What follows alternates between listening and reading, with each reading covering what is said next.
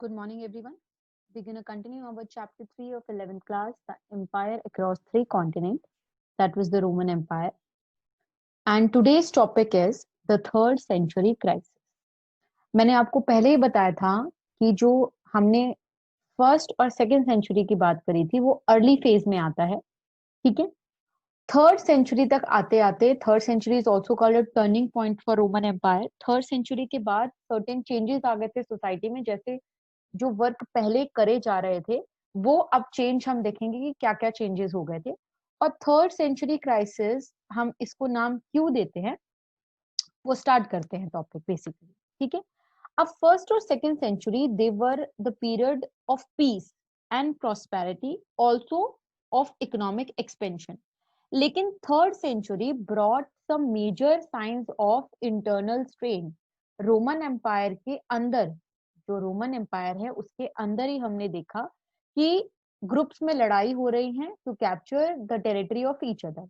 Okay, मैंने आपको in the very beginning of the topic बताया था कि the main rival of Roman empire Rome was Iranian empire. Okay, अब Iranian empire की अगर हम बात करें तो 225 एडी की अगर हम बात करें तो एक बहुत एग्रेसिव डायनेस्टी इमर्ज हुई वहां पे, जिन्होंने अपने आप को सेसासियन कहा। ओके, सेसासियन ने 15 इयर्स के टाइम पीरियड में उन्होंने ऑलमोस्ट यूफ्रेट्स की डायरेक्शन में जितना भी एरिया था वो कैप्चर कर लिया था। हमारा यूफ्रेट्स लाई करता है इस साइड, अगर हम बात करें ये हमारा ईरान, जो हमने मेसोपोटामिया चैप्टर में पढ़ा था, ईरान, इराक, सऊदी अरेबिया, ठीक है, इधर इस पोर्शन से तो ये ऑलमोस्ट पोर्शन पूरा कैप्चर हो चुका था, ठीक है, बाय दी सेसासियन। एक फेमस रॉक कट इंस्क्रिप्शन है जिसमें शाहपुर फर्स्ट जो ईरानियन रूलर थे उन्होंने ये मतलब कार्व करवाया हुआ है कि उन्होंने 60,000 रोमन आर्मी को, ठीक है, मार डाला था। और साथ ही साथ उन्होंने एंटीओच को, अगेन एंटीओच कहाँ है, एंटीओच इज द एंटीओच एरा, जो मैंने आपको ट्रेडिंग टाउन बताया था ये रहा, दिस इज द एंटीओच जहाँ पे हमारा मेन अर्बन सेंटर था ऑफ द रोमन एम्पायर। तो एंटीओच भी उन्होंने कैप्चर कर लिया था। ओके, ठीक है। अब ये तो हमारा एक पार्ट हो गया।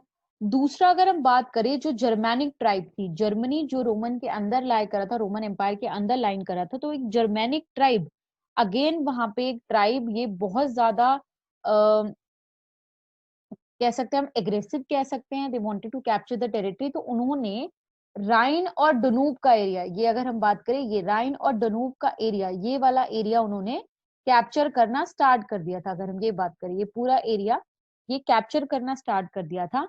एंड द होल पीरियड, अगर हम 233 से 280 की बात करते हैं, there was repeated invasion in this whole line. ये पूरा लाइन, ये ब्लैक सी की लाइन अगर हम देखें, ये पूरा ब्लैक सी, डनूब का एरिया, राइन का एरिया, ये पूरे एरिया पे कंटिन्यूअस इन्वेजन हो रहा था, जिसकी वजह से रोमन्स को फोर्सफुली ये अबेंडन करना पड़ा, क्योंकि उनको बार बार बहुत लॉस हो रहा था because of this war. Okay, इसी के साथ साथ एक और रोमन एम्पायर के साथ एक और ग्रुप की लड़ाई हो रही थी, जो थे बर्बेरियंस। हमने ये पूरा देखा है कि अराउंड 47 के ईयर्स में, अगर हम थर्ड सेंचुरी की बात कर रहे हैं, तो 47 के पीरियड में, 47 ईयर्स के टाइम पीरियड में 25 एम्परर्स चेंज हो गए थे रोमन एम्पायर के, जो कि बहुत बड़ी बात है, ठीक है। तो थर्ड सेंचुरी क्राइसिस को हम इसलिए, ये एक थर्ड सेंचुरी को क्राइसिस इसलिए बोला जाता है क्योंकि विद इन रोमन एम्पायर, जो रोमन एम्पायर है वो टूटना बिखरना स्टार्ट हो गया था।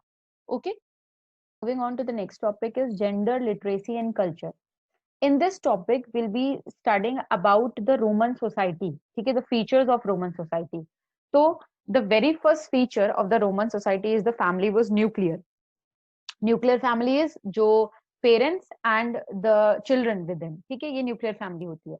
अडल्ट सन को शुरू से ही, जैसे ही सपोज 18 ईयर्स का हो गया, एक टाइम आ गया कि वो खुद कमा के खा सकता है, उसको घर से सेपरेट कर दिया जाता था, ठीक है, और फिर वो अपना हाउस होल्ड उस तरीके से चलाता था। एक कॉमन हाउस होल्ड ब्रदर्स के साथ भी शेयर नहीं करते थे, जो अडल्ट ब्रदर होते थे उनके साथ भी भाई शेयर नहीं करते थे।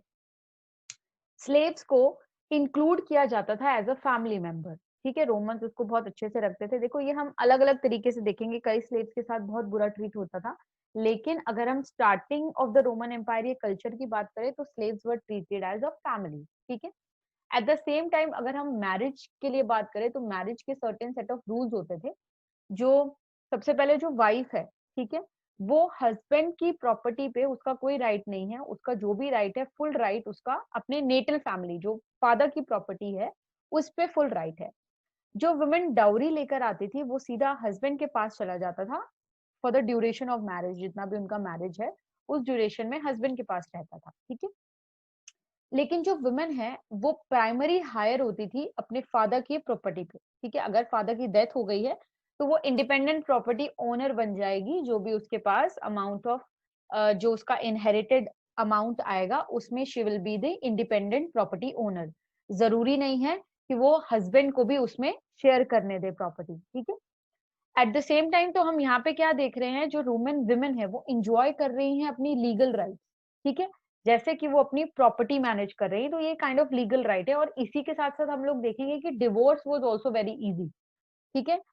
बस एक नोटिस साइन करना पड़ता था by both the party to dissolve the marriage, इधर मतलब चाहे वो हस्बैंड साइन करके दे चाहे वो वाइफ साइन करके दे, तो इट वाज वेरी इजी। तो देखो वहां पे रोमन एक प्रॉपर लीगल राइट एंजॉय कर रहे हैं, ठीक है। ओके, अब लीगल एक काइंड ऑफ लीगल इंडिपेंडेंस मिल रही है वुमेन को अगर हम रोमन एम्पायर की बात कर रहे हैं इस टाइम पे, because the male use to marry at the age of 30s and the women used to marry at the age of 20s, so there was a quite huge gap between the age of male and women. At the same time इसकी वजह से काफी inequality होती थी, ठीक है। women को dominate करा जाता था by the husbands क्योंकि छोटी एज है, ठीक है, इतने स्ट्रांग नहीं है, तो इसलिए कंटिन्यूअसली डोमिनेशन हमने देखा है, शुरू से ही देखा है ये तो हमने कि शुरू से वुमेन को डोमिनेट किया जा रहा है by the husband. Father had substantial legal control over their children, ठीक है। इतना ज्यादा कंट्रोल मतलब बेसिकली जो बच्चे हैं उस पे लीगल कंट्रोल टोटली फादर का है।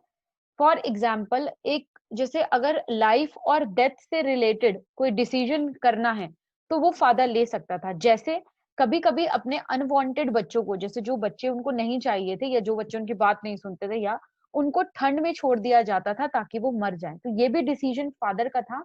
कोई उनपे क्वेश्चन नहीं उठाता था कि आपने ऐसा क्यों किया, ठीक है, आपको ये नहीं करना चाहिए था, ऐसे कोई क्वेश्चन नहीं उठाया करता था, ठीक है। अगर हम लिटरेसी की बात करें तो as Roman Empire was very huge very big, तो different part of the empire has seen different rates of casual literacy, ठीक है। अलग अलग लिटरेसी ही की, चाहे वो रीडिंग हो चाहे वो राइटिंग हो, इतने ज्यादा एडवांस नहीं देखे गए हैं अगर हम रोमन एम्पायर की बात करें उसमें। जैसे फॉर एग्जाम्पल एक पोम्पाई जगह है जो कि 79 सीई में वॉल्केनिक इरप्शन की वजह से खत्म हो गया था, पूरा बरी हो गया था।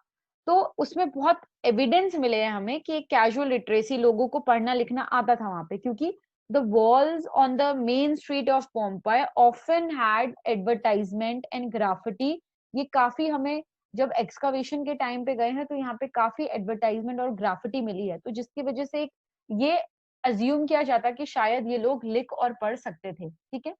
यही अगर हम इजिप्ट में देखें तो हंड्रेड्स ऑफ पेपराई, ठीक है, सरवाइव करे हैं जो कि एक्सकवेशन के टाइम पे मिले हैं। ये डॉक्यूमेंट्स और पेपराई काफी चीजें सरवाइव करी है, जिसकी वजह से हमको एक आइडिया लगता है कि लिटरेसी लेवल काफी अच्छा था इजिप्ट का, ठीक है।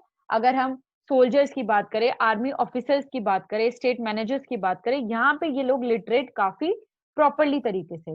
ओके, मूव करते हैं कल्चर की तरफ। तो कल्चर डाइवर्सिटी भी बहुत थी। अभी मैंने आपको बताया कि जो पूरा एम्पायर है वो कितना 3 कॉन्टिनेंट कवर कर रहा है, तो क्या आपको लगता है कि सेम कल्चर होगा? बिल्कुल भी नहीं। Diversity, there was diversity of religion, cult, local deity सबके अलग थे, लैंग्वेज सबकी अलग थी, ठीक है, स्टाइल ऑफ ड्रेसिंग सबका अलग था, फूड सबका अलग था, ठीक है, डिफरेंट आर्ट फॉर्म, हर चीज अलग अलग, पैटर्न और सेटलमेंट सबके अलग थे। अर्मेनिक वाज द डोमिनेंट लैंग्वेज, ठीक है। अगर हम नॉर्थ ईस्ट की बात करें तो अर्मेनिक डोमिनेंट लैंग्वेज थी। यही हम कॉप्टिक जो लैंग्वेज थी वो इजिप्ट में बोली जाती थी, प्यूनिक और बर्बर नॉर्थ अफ्रीका में बोला जाता था और सेल्टिक स्पेन में बोला जाता था। तो ये अलग अलग लिंग्विस्टिक कल्चर है जो फॉलो किए जाते थे रोमन एम्पायर में, ठीक है।